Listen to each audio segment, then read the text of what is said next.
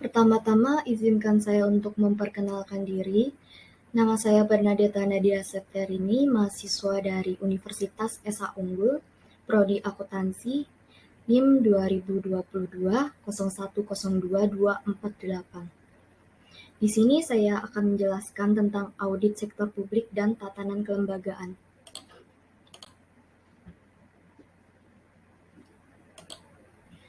Audit sektor publik merupakan kegiatan yang ditujukan terhadap entitas yang menyediakan pelayanan dan penyediaan barang yang pembiayaannya berasal dari penerimaan pajak dan penerimaan negara lainnya dengan tujuan untuk membandingkan antara kondisi yang ditemukan dan kriteria yang ditetapkan. Audit sektor publik di Indonesia dikenal sebagai audit keuangan negara yang diatur dalam UU Nomor 15 Tahun 2004 tentang pemeriksaan, pengelolaan, dan tanggung jawab keuangan negara.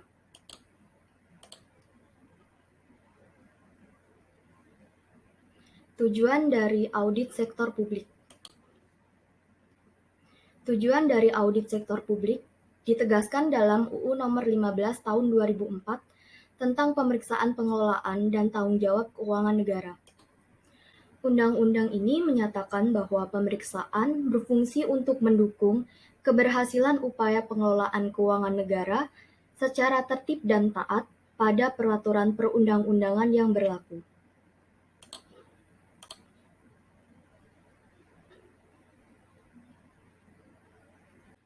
Perbedaan audit sektor publik dan sektor bisnis yang ada di Indonesia. Dilihat dari pelaksanaan audit, audit sektor bisnis dilaksanakan oleh Kantor Akuntan Publik atau disingkat dengan KAP, sedangkan audit sektor publik dilaksanakan oleh lembaga audit pemerintah dan juga KAP yang ditunjuk oleh lembaga audit pemerintah. Objek audit sektor bisnis merupakan perusahaan atau entitas swasta, sedangkan audit sektor publik, objek auditnya entitas, program, kegiatan, dan fungsi yang berkaitan dengan pelaksanaan, pengelolaan, dan tanggung jawab keuangan negara sesuai dengan peraturan perundang-undangan.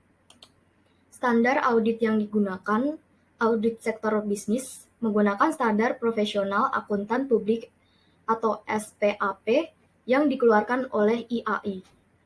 Sedangkan audit sektor publik menggunakan standar pemeriksaan keuangan negara atau SPKN yang dikeluarkan oleh BPK. Jika dilihat dalam kepatuhan terhadap peraturan perundang-undangan, audit sektor bisnis tidak terlalu dominan dalam audit, sedangkan audit sektor publik merupakan faktor dominan karena kegiatan di sektor publik sangat dipengaruhi oleh peraturan perundang-undangan.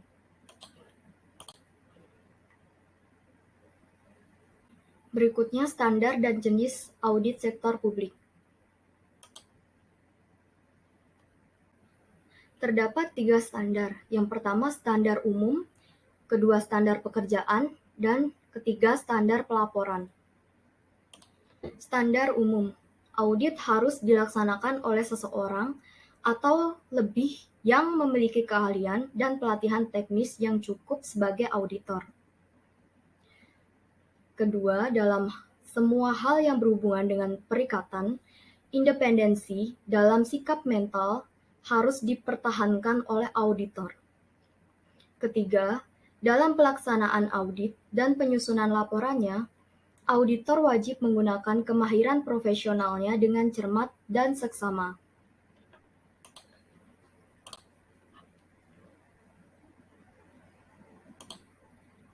Berikutnya standar pekerjaan.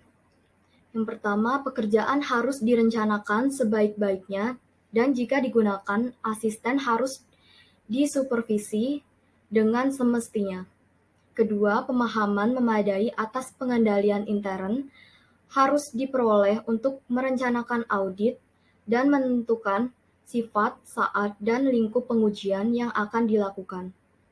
Ketiga, bukti audit kompeten yang cukup harus diperoleh melalui inspeksi, pengamatan, permintaan keterangan, dan konfirmasi sebagai dasar memadai untuk menyatakan pendapat atas laporan keuangan yang diaudit. Standar pelaporan. Laporan auditor harus menyatakan apakah laporan keuangan telah disusun sesuai dengan prinsip akuntansi yang berlaku umum di Indonesia. Laporan auditor harus menunjukkan atau menyatakan jika ada ketidakkonsistenan penerapan prinsip akuntansi dalam penyusunan laporan keuangan periode berjalan dibandingkan dengan penerapan prinsip akuntansi tersebut dalam periode sebelumnya. Pengungkapan informasi dalam laporan keuangan harus dipandang memadai kecuali dinyatakan lain dalam laporan auditor.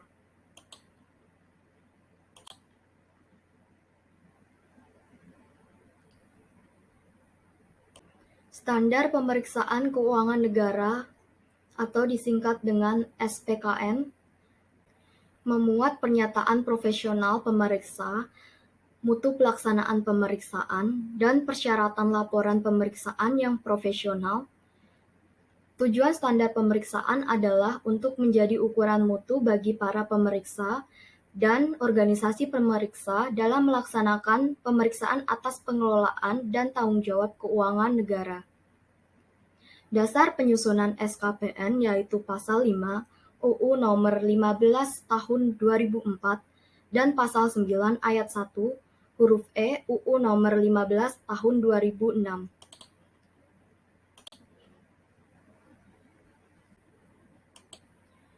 Jenis audit sektor publik berdasarkan UU Nomor 15 Tahun 2004 dan Standar Pemeriksaan Keuangan Negara atau SKPN terdapat 3 jenis yaitu: yang pertama, audit keuangan adalah audit atas laporan keuangan yang bertujuan untuk memberikan keyakinan yang memadai atau reasonable assurance apakah laporan keuangan telah disajikan secara wajar dalam semua hal yang material sesuai dengan prinsip akuntansi yang berlaku umum di Indonesia atau basis akuntansi komprehensif selain prinsip akuntansi yang berlaku umum di Indonesia. Kedua, ada audit kinerja. Audit kinerja adalah audit yang dilakukan secara objektif dan sistematis terhadap berbagai macam bukti untuk menilai kinerja entitas yang diaudit dalam hal ekonomi, efisiensi, dan efektivitas dengan tujuan untuk memperbaiki kinerja entitas yang diaudit dan meningkatkan akuntabilitas publik. Yang ketiga, ada audit dengan tujuan tertentu. Audit dengan tujuan tertentu adalah audit khusus di luar audit keuangan dan audit kinerja yang bertujuan untuk memberikan kesimpulan atas hal yang diaudit. Metodologi pemeriksaan keuangan dimulai dari perencanaan audit, lalu pemeriksaan audit, kemudian lanjut ke pelaporan audit. Perencanaan audit yang pertama ada pemahaman tujuan pemeriksaan dan harapan penugasan. Cara pemahaman dengan melakukan komunikasi dengan pemberian tugas oleh pemeriksa dengan memperhatikan input-input sebagai berikut. Yang pertama, laporan hasil pemeriksaan tahun sebelumnya. Yang kedua adalah laporan hasil pemantauan tindak lanjut, lalu survei pendahuluan atas entitas atau objek yang baru pertama kali diperiksa. Ada juga database entitas, lalu yang terakhir, hasil komunikasi dan pemeriksaan sebelumnya. Yang kedua, pemenuhan kebutuhan pemeriksa. Ketiga, ada pemahaman atas entitas. Keempat, pemantauan tindak lanjut hasil pemeriksaan sebelumnya. Kelima, pemahaman atas sistem pengendalian intern. Keenam, pemahaman dan penilaian resiko. Ketujuh, penetapan materialitas awal dan kesalahan tertolerir. Kedelapan, penentuan metode uji petik. Kesembilan, pelaksanaan prosedur analitis awal. Kesepuluh, penyusunan program pemeriksaan dan program kegiatan perseorangan. Pelaksanaan audit. Yang pertama, pelaksanaan pengujian analitis terinci. Yang kedua, pengujian sistem pengendalian intern. Yang ketiga, pengujian substantif atas transaksi dan saldo akun. Keempat, penyelesaian penugasan. Kelima, penyusunan konsep temuan pemeriksaan. Keenam, perolehan tanggapan resmi dan tertulis. Ketujuh, penyampaian temuan pemeriksaan atau TP kepada audit. Selanjutnya, pelaporan audit. Yang pertama, penyusunan konsep laporan hasil pemeriksaan. Kedua, penyampaian konsep laporan hasil pemeriksaan kepada pejabat entitas yang berwenang. Ketiga, pembahasan konsep hasil pemeriksaan dengan pejabat entitas yang berwenang. Keempat, perolehan surat representasi. Kelima, penyusunan konsep akhir dan penyampaian laporan hasil pemeriksaan.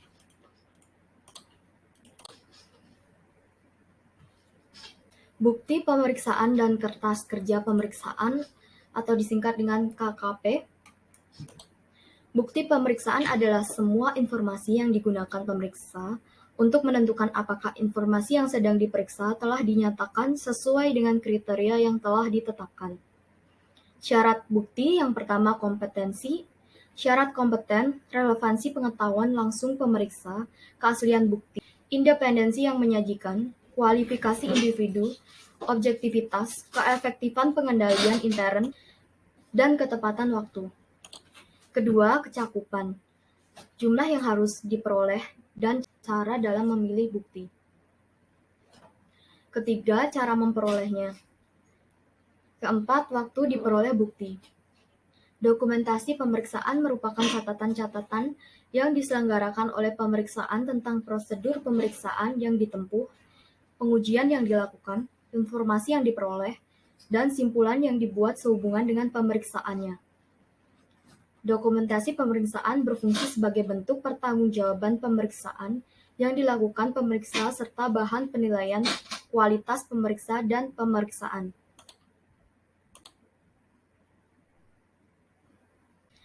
Tatanan kelembagaan audit sektor publik. Menurut Peraturan BPK RI Nomor 1 Tahun 2007 tentang Standar Pemeriksaan Keuangan Negara, yang dimaksud dengan pemeriksaan adalah orang yang melaksanakan tugas pemeriksaan, pengelolaan, dan tanggung jawab keuangan negara untuk dan atas nama Badan Pemeriksaan Keuangan. Aparat pengawas internal pemerintah adalah unit organisasi di lingkungan pemerintah pusat, pemerintah daerah, kementerian negara, lembaga negara, dan lembaga pemerintah non-departemen yang mempunyai tugas dan fungsi melakukan pengawasan dalam lingkup kewenangannya. Satuan pengawas intern adalah unit organisasi pada badan usaha milik negara dan badan usaha milik daerah yang mempunyai tugas dan fungsi melakukan pengawasan dalam lingkup kewenangannya. Sekian presentasi dari saya. Apabila ada kesalahan dalam penyampaian maupun kekurangan saya mohon maaf.